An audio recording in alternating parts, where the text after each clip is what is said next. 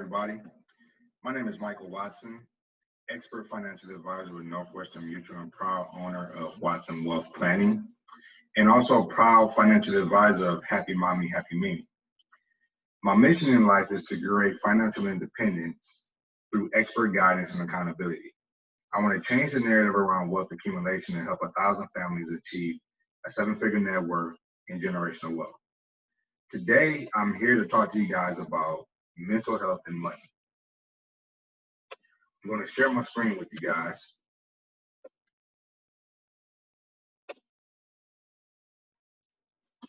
I want to dive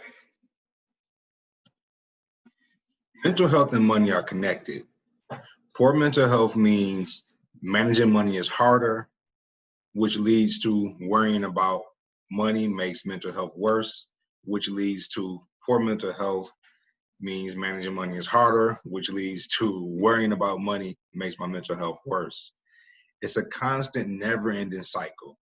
And it's something that I wanted to talk about today because not a lot of people are talking about this. Understand your money and mood patterns. Certain situations may trigger feelings of anxiety and panic, like talking to your bank or a decision to spend money even when you can afford it. If you're feeling low or depressed, you may lack motivation to manage your finances, and it may not feel worthwhile trying. This is a mistake. You always want to be on top of your finances, even if you're not feeling well. You always want to check back and see where my money is, what's going in, what's coming out, so that we can have a handle on our finances at all times. Spending may give you a brief high, so you may overspend to feel better. I mean, we've all been there. We've gone to the mall, we've seen a nice pair of shoes, we've seen some nice clothes, we know we want to go out and hang out that night, we want to impress our friends, so we feel really good about spending for that day. However, maybe next week or maybe next month, sometimes even the next day, man, I should not have spent that money. Maybe I shouldn't have bought that. Maybe I need to take some things back. And as we're going through these feelings, our mood is dampening more and more and more, right? Being in debt or dealing with the benefits system can cause ongoing feelings of stress. Being in debt is stressful. Being in debt is stressful. It causes anxiety, it causes panic, etc. So going back to spending may give you that brief high, so we may overspend to feel a little bit better. Let's start thinking about the long-term picture of what happens while we're in that moment. Let's take a step back and say, how am I going to feel about this tomorrow, next week, or next month? And that's us controlling our mood patterns so that later on down the line, we don't have to deal with the stress and anxiety of being in debt. Another way to help with mental health and money is organize your finances. Create a realistic budget. Realistic budget means we're looking at our overall budget and we're looking at what we have coming in versus what we have going out. And we have a good amount of disposable income that we can spend on ourselves. But we also have a good amount of disposable income that we can, most importantly, invest in ourselves. The more we invest in ourselves, the more we see our savings grow, the lower our stress levels become, and the less anxiety we feel because we know that we have extra money in the bank that we've invested in ourselves. Manage your debts. Make sure that we have a good plan in place to get our debts paid down in a timely manner. Again, that goes back to making sure that we have enough disposable income. Consider setting up direct debits. Hey, what day of the month is it?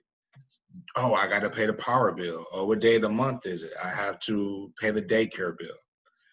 Sometimes having that stuff automated for us, and again, going back to knowing how much money we have in our accounts, makes life a little less stressful for us.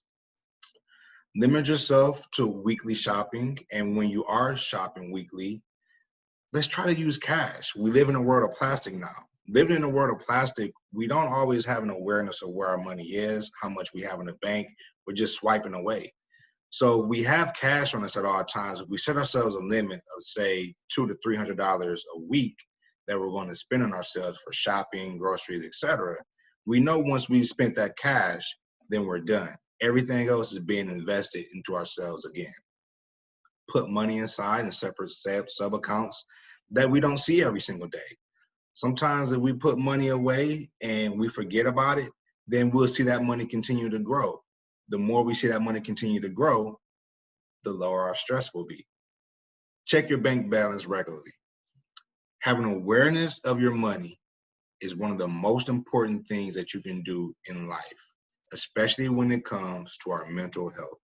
Again, if we know how much money we have in the bank and we like to see what we have in the bank, the lower our stress levels become, the lower our anxiety becomes.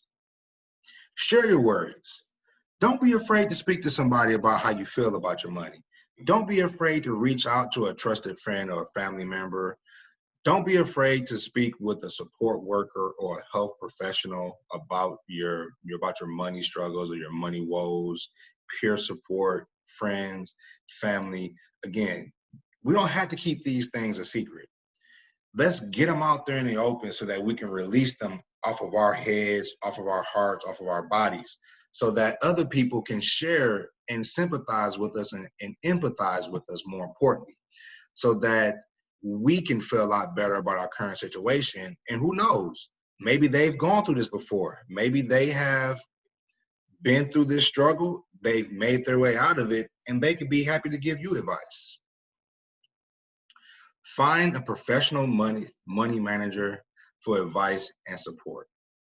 It can feel very hard to talk about your money problems, but that's why you have people around like me.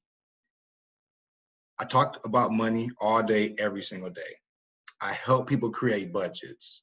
I help people get out of debt. I help people build wealth, most importantly.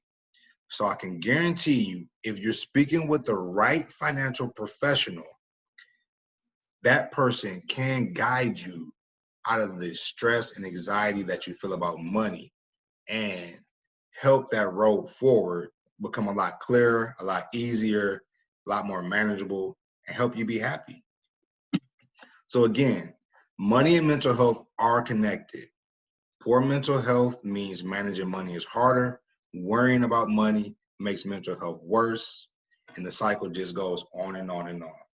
If we follow some of the steps that I've outlined here in our presentation, then I can guarantee you down the line, your mental health and your money will be a lot more fruitful and you'll be happy about your money.